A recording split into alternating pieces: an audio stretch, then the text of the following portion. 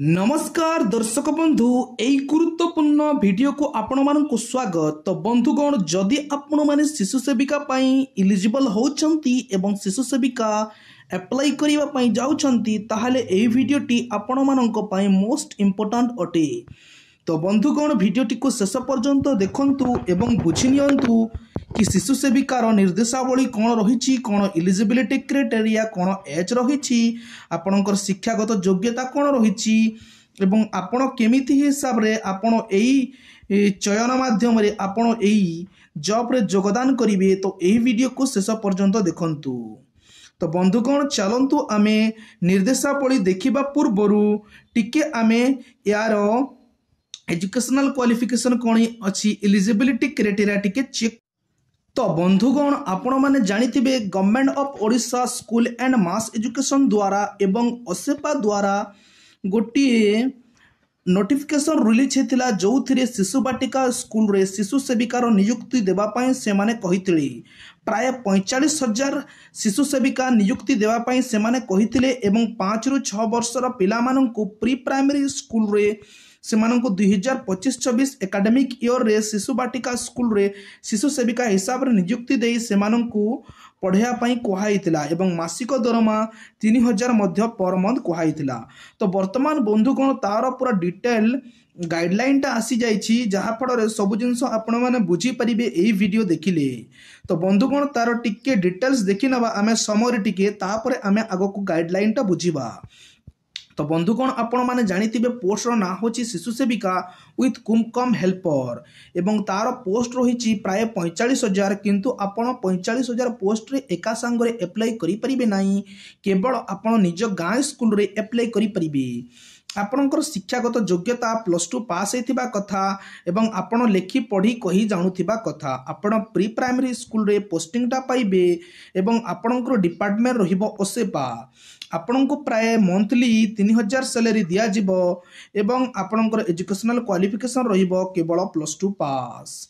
तो बंधुगण आपण माने जानिथिबे आपणको 18 रु 45 आपणकर बयस को निया हेछि, केवल ओनली फीमेल कैंडिडेट माई एई जॉब को अप्लाई करि परिबे एवं हायरिंग करिबो स्कूल मैनेजमेंट कमिटी।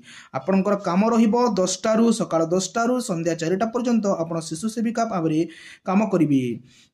तो बंधुगण आपणकर अप्लाई समझ को सर्टिफिकेट को माने डॉक्यूमेंट लागिबो देखि नियंतु। आपणकर 10th क्लास रो certificate, +2 marksheet certificate, ST SC SC बिच हेतले caste certificate, residence certificate, income certificate, bank passbook, Aadhaar card, passport size photograph, character certificate एवं वोटर कार्ड मध्य लागिबो। तो बंधुगण एइथिला गोटे छोटा इनफॉरमेशन। तो आपण माने जानि पारुथिबे ए जिंस देखि कि तो रिजर्वेशन रे प्रेफरेंस का को फर्स्ट दिया जिवो, ST candidate, then SC candidate, then other candidate को दिया जिवो। तो बंधुगण आपण माने एई सेम जिंस से गाइडलाइन रे मध्य पाइबे। तो चलंतु टिके गाइडलाइन को। तो बंधुगण आपण माने शिशु सेविका नियुक्ति पई जो निर्देशावली आसीछि सेटा भलसे देखंतु वर्तमान। तो बंधुगण मुफ्त आपण को पढ़ी की सुनाई दोछि। राष्ट्रीय शिक्षा नीति NEP 2020 और निपुण ओडिशा मिशन उद्देश्य को ध्यान रखी राज्य सरकार फाउंडेशनल लिटरेसी एवं न्यूमेरेसी और अर्ली चाइल्डहुड एजुकेशन को दृढ़ करने गुरुत्वपूर्ण पदक्षेप ग्रहण करिसंती। प्रथम थर पर राज्य सरकार सरकारी विद्यालय जोठारे प्रथम श्रेणी रही 5 रु 6 वर्ष बयसर शिशु मानक प्राथमिक पूर्वर शिशु बाटिका आरंभ करिसंती, जहा फल 2025-26 शिक्षा वर्ष रे से मानक पाठ पढ़े। तो यही जिनस आपण माने जानिछंती बंधुगण 5 रु 6 वर्षर पिला मानकु 25-26 शिक्षा सेशन रे शिशु सेविका माने एटा करी कि तो तार पाठ पढ़िया पई जाउछंती। तो उद्देश्य कोन रही चलंतु देखिबा।